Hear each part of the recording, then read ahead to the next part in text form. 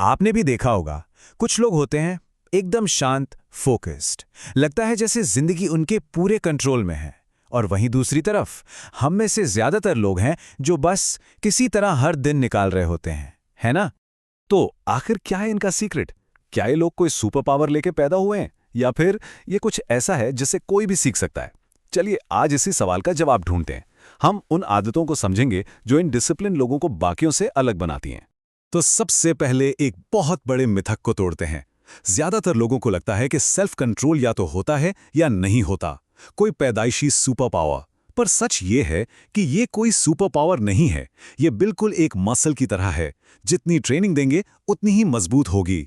देखिए, बात जबरदस्ती अपनी इच्छाओं को कुचलने की है ही नहीं, असल खेल है सिस्टम बनाने का। डिसिप्लिन्ड लोग अपनी विल पावर पर रोज रोज भरोसा नहीं करते, वो स्मार्ट सिस्टम बनाते हैं जो सही काम करना आसान कर देते हैं। जैसे रात में ही जिम के कपड़े निकाल कर रख देना, है ना छोटा सा सिस्टम, लेकिन सुबह के आलस पर यही भारी पड़ता है। तो ये सिस्टम वाली बात है क्या? इसे थोड़ा और समझते हैं। देखिए, गोल्स यानी लक्ष्य वो तो आपको मंजिल दिखाते हैं, लेकिन सिस्टम वो गाड़ी है जो आपको उस मंजिल तक ले जाती है। और सच कहूं तो यही असली गेम चेंजर है। चलिए देखते हैं कैसे। गोल सेट करना, जैसे मुझे किताब लिखनी है, ये सुनने में बड़ा अच्छा लगता है, बहुत एक्साइटिंग। लेकिन जो चीज़ असल में किताब लिखवाती है ना, वो है सिस्टम। मैं रोज 500 शब्द लिखूंगा। सिस्टम का जादू यह है कि वो रोज रोज के फैसले लेने की झंझट खत्म कर देता है। हर सुबह ये सोचना ही नहीं है कि आज लिखूं या नहीं, कितना लिखूं। सिस्टम ने पहले ही तय कर दिया है, बस करना है, अनुशासन अपने आप आ जाता है। ठीक है, तो सिस्टम तो समझ आ गया।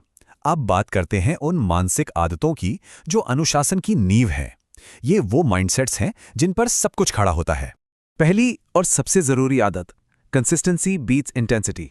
हर बार जरा सोचिए, क्या बेहतर है, महीने में एक बार जिम जाकर 2 घंटे पसीना बहाना, या हर रोज बस 10 पुशअप्स करना? जवाब बिल्कुल साफ है, हर रोज के वो 10 पुशअप्स, क्योंकि छोटे लेकिन लगातार उठाए गए कदम ही लंबी दौड़ जितवाते हैं। डिसिप्लिन लोग मोटिवेशन का इंतजार नहीं करते, वो बस रोज अपना काम करते हैं। दूसरा माइंडसेट, परफेक्शनिज्म के जाल से बचना। ये जो हर चीज को एकदम परफेक्ट करने की चाहत होती है ना, ये असल में काम टालने का एक बहुत ही स्मार्ट बहाना है। अभी सही मूड नहीं है, अभी और रिसर्च करनी है। डिसिप्लिन लोग इस बात को समझते हैं, उनके लिए done is better than perfect. काम खत्म करना ज्यादा जरूरी है, बजाय उसे परफेक्ट बनाने के चक्कर में शुरू ही ना कर पाने के। बस काम शुरू कर दो, भले 5 मिनट के लिए। अक्सर शुरुआत करना ही सबसे मुश्किल होता है। तीसरी आदत थोड़ी अजीब लग सकती है, यह है जानबूझकर मुश्किल चुनना। ज्यादातर लोग आसान रास्ता ढूंढते हैं, है ना? लेकिन डिसिप्लिन लोग जानबूझकर थोड़ी मुश्किल चुनते हैं, जैसे सुबह जल्दी उठना या ठंडे पानी से नहाना। अब सवाल है क्यों? क्योंकि हर बार जब कोई आसान की जगह मुश्किल रास्ता चुनता है, तो वो अपनी विल पावर वाली मसल की एक एक्सरसाइज कर रहा होता है। और धीरे धीरे ये मसल इतनी मजबूत हो जाती है कि बड़ी बड़ी चुनौतियां भी आसान लगने लगती। और फाउंडेशनल माइंडसेट्स में आखिरी है लंबी दौड़ के बारे में सोचना, शॉर्ट टर्म थिंकिंग नहीं। एक बहुत मशहूर मार्शमेलो एक्सपेरिमेंट हुआ था। जिन बच्चों ने तुरंत एक मार्शमेलो खाने के बजाय थोड़ा इंतजार किया ताकि उन्हें 2 मिल सकें, वो आगे चलकर जिंदगी में ज्यादा कामयाब हुए। डिसिप्लिन लोग बिल्कुल यही करते हैं, वो आज की छोटी मोटी खुशी के लिए भविष्य के बड़े इनाम को दांव पर नहीं लगाते। तो एक बार ये माइंडसेट वाली नींव मजबूत हो जाए तो उस पर एक्शन का ढांचा खड़ा करना होता है। चलिए अब बात करते हैं उन प्रैक्टिकल स्ट्रैटेजीज की जिन्हें डिसिप्लिन लोग रोज इस्तेमाल करते हैं। वॉरेन बफेट का ये कोट देखिए, ये शायद सबसे पावरफुल आदतों में से एक है, ना कहना सीखना। जो लोग सच में सफल होते हैं वो लगभग हर चीज को ना कहते हैं। क्यों? क्योंकि वो जानते हैं कि उनका समय और एनर्जी कहाँ लगनी चाहिए। वो हर उस मौके को मना कर देते हैं जो उनके असली लक्ष्य से उन्हें भटकाता। इसे ऐसे समझिए, हर हाँ असल में किसी दूसरी चीज के लिए ना होती है। ये बात हमें पता नहीं चलती, पर होती है।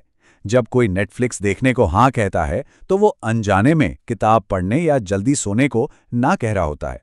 इसलिए डिसिप्लिन्ड लोग बहुत सोच समझकर हाँ बोलते हैं, वो अपनी प्रायोरिटीज को लेकर बिल्कुल क्लियर होते हैं।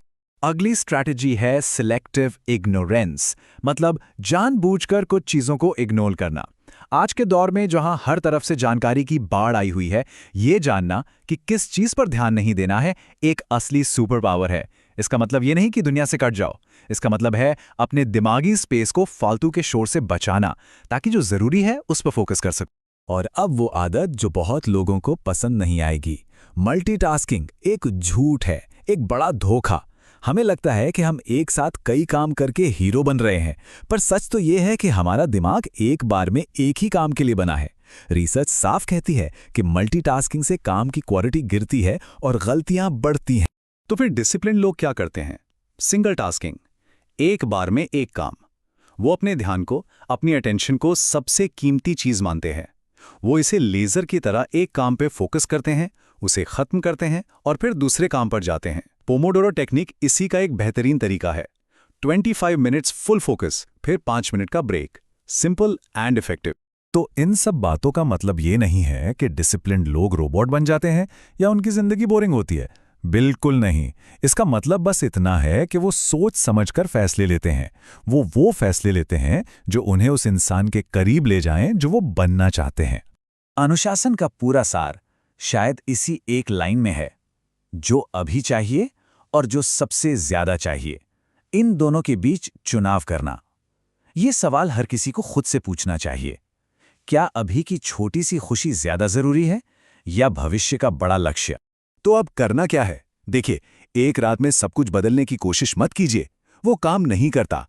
बस एक आदत से शुरू करें, सिर्फ एक। इनमें से जो भी आदत सबसे सही लगे उसे चुनिए और बस अगले 30 दिन तक उसे करने का चैलेंज लीजिए। सिर्फ एक आदत, और फिर देखिए क्या होता है। शायद नतीजे देखकर हैरानी हो जाए। एक बात हमेशा याद रखिए, ये कला परफेक्शन की नहीं, प्रैक्टिस की है। तो आखिरी सवाल ये है कि वो लंबी सोच, वो बड़ा लक्ष्य क्या है, और उसे हकीकत बनाने के लिए आज, अभी, वो कौन सा एक छोटा कदम है जो उठाया जा सकता है? क्योंकि असली खेल तो आज से ही शुरू होता है।